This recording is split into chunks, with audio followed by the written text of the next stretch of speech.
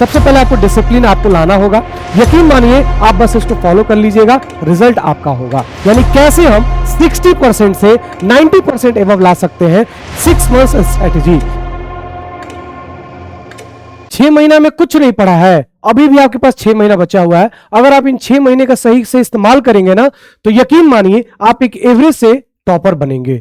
जो मैं इस वीडियो में बताऊंगा बस उतना ही आपको करना है। अगर आप इतना कर लेते हैं तो यकीन मानिए आपका रिजल्ट बेहद ही अच्छा रहने वाला है 2027 के बोर्ड एग्जाम में। तो क्या क्या करने वाले हैं आप 6 महीने में, ये पूरा का पूरा वीडियो आपके लिए रहने वाला है। तो आज चलिए हम जानते हैं 6 मंथ्स स्ट्रेटेजी। ये 6 महीने पढ़ करके कैसे हम एवरेज से टॉपर बन सकते हैं, यानी कैसे हम 60% से 90% एवब ला सकते हैं। इस वीडियो में हम सब कुछ आपको बताने वाले हैं। कितना घंटा आपको पढ़ना होगा, क्या क्या पढ़ना होगा, कौन से सब्जेक्ट्स को कितने घंटे पढ़ने होंगे, क्या चीज आपको छोड़ना होगा, कौन से आपको बुक्स पढ़ना होगा। तो इस वीडियो में हम लोग सभी चीज के बारे में आपको जानकारी देने वाले हैं। यकीन मानिए आप बस इसको फॉलो कर लीजिएगा, रिजल्ट आपका होगा। तो चलिए आते हैं, सबसे पहले हम बात करते हैं कि वो कौन से स्टेप्स हैं, कौन से महत्वपूर्ण स्टेप्स हैं। अगर हम उसको फॉलो करते हैं तो हमारा रिजल्ट इन 6 महीना में बहुत अच्छा आएगा। नहीं पढ़े 6 महीना, कोई दिक्कत नहीं है, 6 महीना में मैं रिजल्ट लाकर दिखाऊंगा।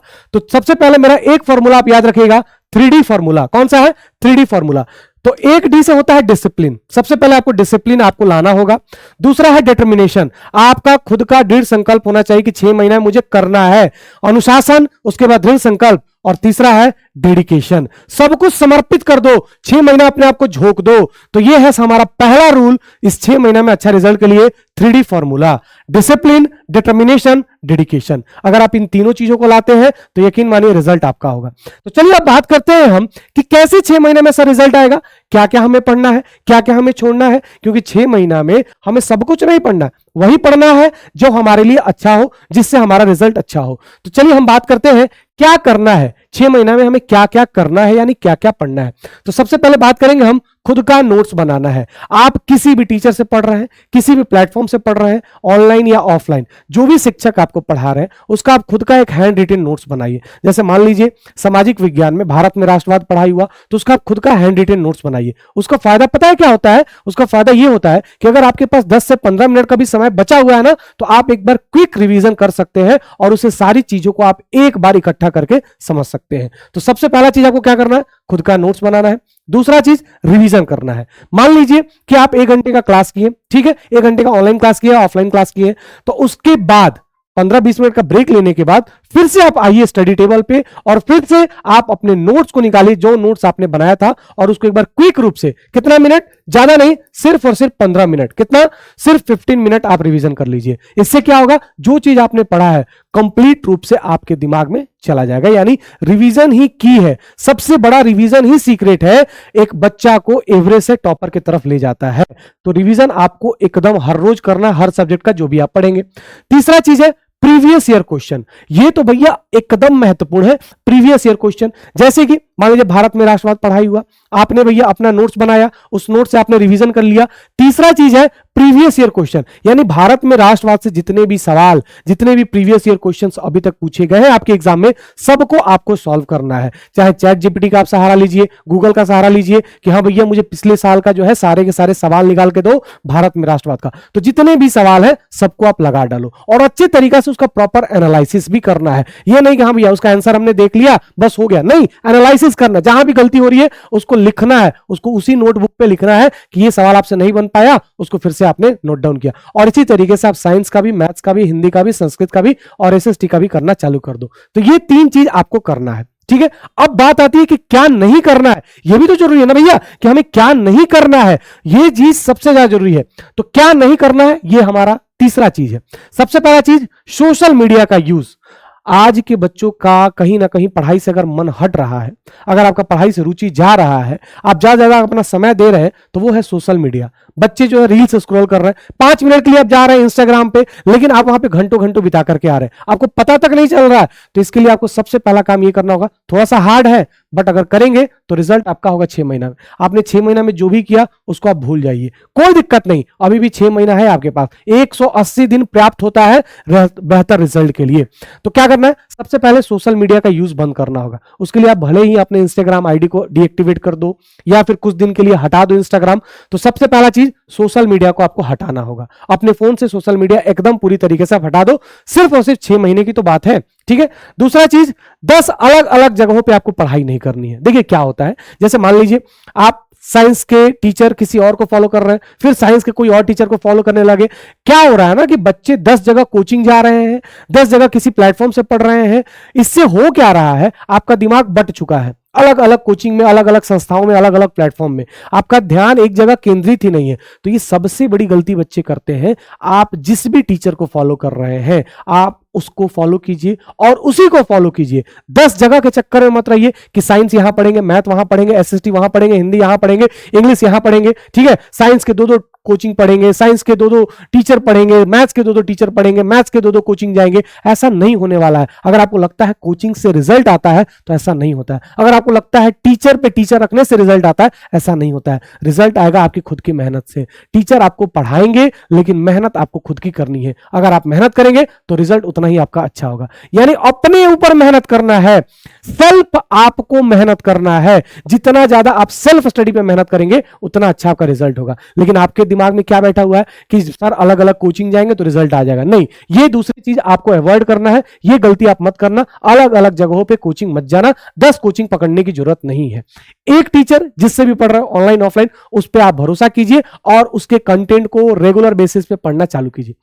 तीसरी चीज क्या आपको नहीं करना है, समय को बर्बाद। अरे भैया ये तो सबसे ज्यादा जरूरी चीज है। आप समय को बर्बाद मत कीजिए। आपको पता ही नहीं चल रहा है कि आपके पास समय कितना कम है और ये जो कम समय बचा है वो कितना जरूरी समय है। तो जब आप ये समझने लगेंगे तो आप समय का बर्बाद नहीं करोगे। तो समय को आप एकदम अच्छे तरीके से यूटिलाइज करना होगा और इसी यूटिलाइज के लिए आपको सही से पता होना चाहिए कि हमें किस टाइम पे क्या करना है, कितने घंटे पढ़ना है, कितने घंटे खेलना है। करना सब कुछ है लेकिन पढ़ाई का टाइम टेबल होना चाहिए, खेलकूद का टाइम टेबल होना चाहिए, सोने का टाइम टेबल होना चाहिए आपके पास। तो चलिए आइए आज हम वही बात करने वाले हैं अब कि सर टाइम टेबल क्या रहेगा, कितने घंटे में पढ़ना चाहिए, कौन से टाइम को कौन से सब्जेक्ट्स को पढ़ना चाहिए जिससे हमारा मेमोरी पावर तेज रहे, जिससे हमें चीजों को याद करने में आसानी हो। तो चौथा चीज है बेस्ट सोर्स, कि सर हम अब कहां से पढ़े जिससे मेरा रिजल्ट अच्छा है, कौन से कंटेंट को फॉलो करें, कौन से बुक को पढ़े। तो मैं आपसे कह रहा हूं ब्लाइंडली एकदम आंख बंद करके आप भरोसा कर लीजिए, आप सिर्फ और सिर्फ एनसीईआरटी बुक, जी हाँ, साइंस हो, मैथ्स हो, एसएसटी हो, हिंदी हो, संस्कृत हो, सबका आप एनसीईआरटी बुक लगाना शुरू कर दो। क्योंकि एनसीईआरटी से बड़ा कोई बुक ही नहीं है और एनसीईआरटी से बेस्ट कोई बुक नहीं है। लाइन बाय लाइन रीडिंग डालना चालू करो और जो भी पढ़ रहे हैं हाईलाइट करते चलो इंपॉर्टेंट पॉइंट्स को। तो एनसीईआरटी आपके लिए काफी ज्यादा महत्वपूर्ण हो जाएगा। तो एनसीईआरटी बुक को आप फॉलो कीजिए। अगला है टाइमिंग टू स्टडी, कितने घंटे सर पढ़ेंगे कि हमारा रिजल्ट अच्छा आएगा, 6 महीने में बहुत अच्छा हम कर जाएंगे। तो देखिए, तो मैंने एक फॉर्मूला निकाला हुआ पढ़ाई का, उसको हम कहते हैं 6+ फॉर्मूला। जी हाँ, 6+ फॉर्मूला। अब क्या है, आपके पास 24 घंटे का समय होता है। कितना? 24 घंटे का समय होता है। तो 6 6 6 6 6 प्लस 6 प्लस 6 प्लस 6, तो इस तरीके से आप जो है अपने समय को बांट दीजिए। 6 घंटा पढ़िए स्टडी के लिए, 6 घंटा आप सोइए, 6 घंटा अपने डेली एक्टिविटी, जो आप बाथरूम जाते हैं, वॉशरूम जाते हैं, ब्रश करते हैं, जो भी आप करते हैं, खाना बनाते हैं या कुछ भी करते हैं, तो 6 घंटा उसके लिए। और ये 6 घंटा अदर एक्टिविटी, बाहर का कोई काम आ गया, मार्केट चले गए, कोई पड़ोसी आ गया, कोई रिलेटिव्स आ गया। तो देखिए आप 24 घंटे आपके पास है, लेकिन आपका ये 24 घंटा कैसे बीत जाता है आपको पता चलता है। लेकिन मैंने जो ये 6+ फॉर्मूला अपनाया है, क्या ये आपके लिए अच्छा नहीं रहने वाला है? 6 घंटा पढ़ने के लिए, 6 घंटा सोने के लिए, 6 घंटा और भी कोई काम है उसको करने के लिए, या 6 घंटा और भी एक्स्ट्रा कोई काम है उसके लिए। तो 24 घंटा को आप इस तरीके से डिवाइड कर लीजिए। आपको पढ़ना कितने घंटा है? 6 घंटा है। अब बात यह है कि सर कौन से सब्जेक्ट को कितने घंटे पढ़ेंगे तो हमारे लिए अच्छा होगा।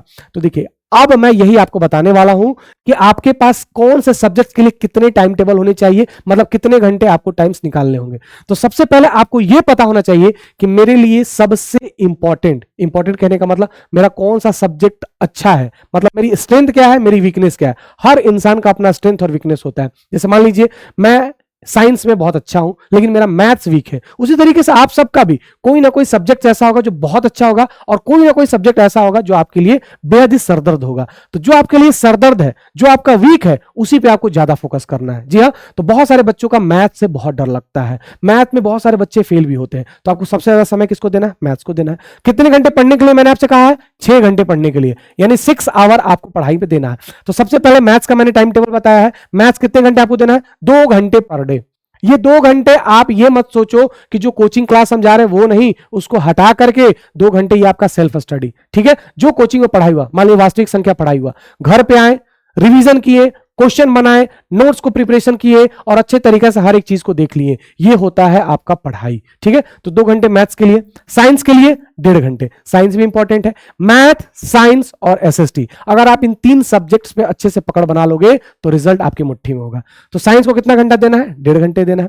तीसरा सब्जेक्ट है एसएसटी, सामाजिक विज्ञान। बहुत लोगों को इससे भी डर लगता है, सर सामाजिक विज्ञान मुझे याद नहीं होता है। तो आप अपने अनुसार, अगर आपका सामाजिक विज्ञान कमजोर है, अगर आपका मैथ्स अच्छा है, तो सामाजिक विज्ञान को अपने टाइम को बढ़ा लीजिएगा। तो जो भी आपका वीकनेस होगा और जो भी आपका स्ट्रेंथ होगा उसके अकॉर्डिंग आप अपने समय को बढ़ा सकते हैं और घटा सकते हैं।